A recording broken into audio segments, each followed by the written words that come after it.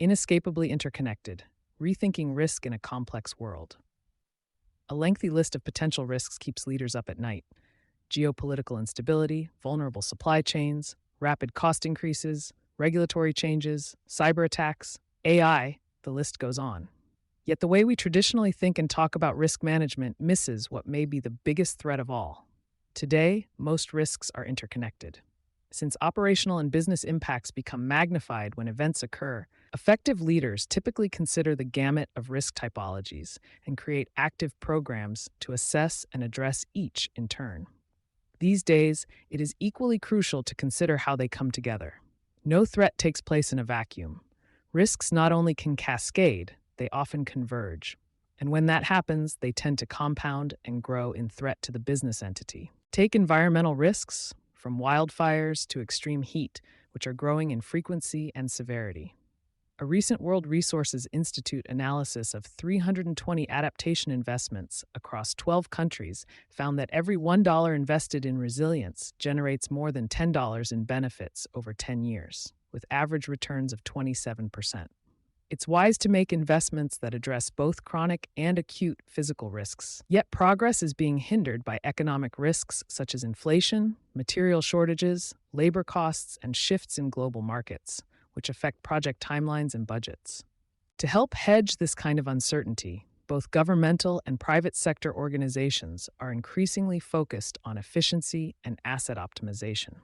Those strategies help address operational and infrastructural risks, such as aging assets and inefficient systems, and can help prevent everything from operational delays to potentially deadly situations like power outages, bridge and roadway collapse.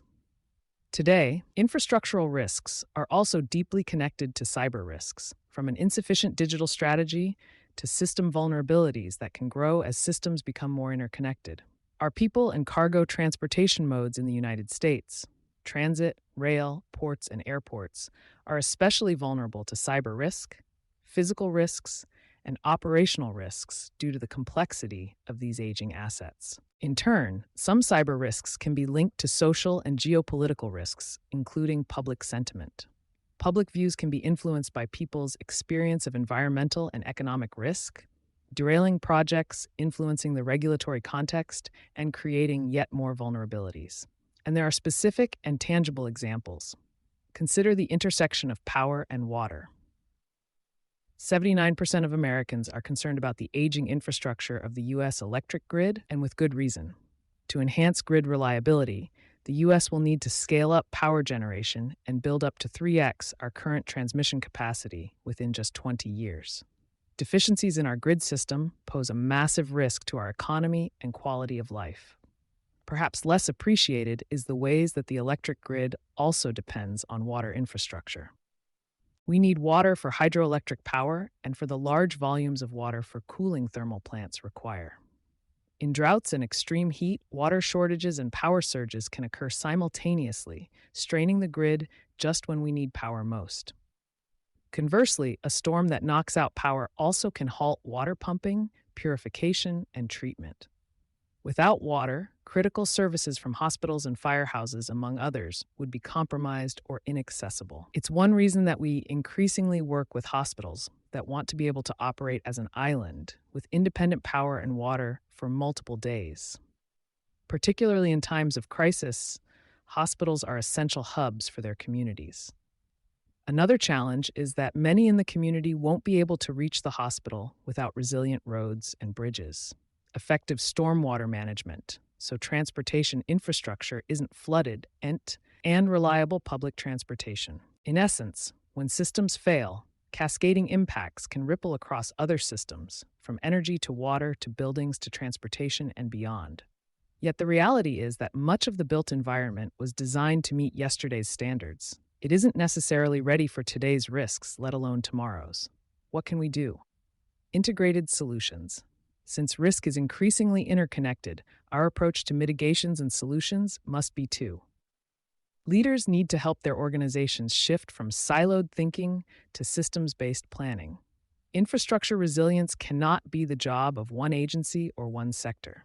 It requires collaboration across many stakeholders, disciplines, jurisdictions, and time horizons. Comprehensive risk management in early phase planning. We can do more to embed integrated risk management into project planning. Whether we're designing a transit corridor or a water treatment plant, it can help to model how different types of risk, such as climate, cyber, or operational, can intersect. Tools like digital twins can simulate cascading impacts before they occur. That's critical for robust, forward-looking plans that are not only designed to meet today's challenges, but ready for a variety of potential future scenarios. Adaptive capacity. Whether in the planning phase or part of an asset optimization process, we also can invest in adaptive capacity. For example, more modular construction can help address shortages in skills and labor. Nature-based solutions such as living breakwaters can heal themselves and expand organically as seawaters rise. As we build flexibility into systems, such as redundant power systems, we also can design to foster greater interdependence. A microgrid that powers only one building may be less useful than one that supports an entire neighborhood. Collaboration. To mainstream these strategies, we also need to break down institutional silos, both within and between organizations and whole sectors of society. Within companies, risk management cannot be left to the enterprise risk management team alone. Experts from functions ranging from HR to sustainability and IT to facilities all have a role to play. Within government, agencies responsible for energy, transportation, water, and emergency response can benefit from aligning their data platforms and their planning, investment, and communication strategies. The bottom line is that we need to become more agile. We need to ensure our systems, organizations, and infrastructure are integrated, collaborative, and adaptive. How? Start with an actionable plan, including clear, streamlined decision-making. If you don't have a plan or haven't updated yours recently, that is an opportunity for action. Share this article, bring key stakeholders together, and ask them for ideas. Foster the organizational capacity and propensity to work at the intersection of issues. Perhaps most importantly, help those around you realize that the greatest risk of all might be our approach to risk itself. Today's connectivity of risk demands connected, future-ready solutions. Thank you to Joe Sczurko, President of WSP in the U.S., for these industry voice insights. Joe brings more than 35 of leadership experience and a deep understanding of the industry to meet evolving client needs. He has a proven track record of building, leading, and fostering collaboration in diverse multi-sector and multi-service businesses across consulting and engineering services.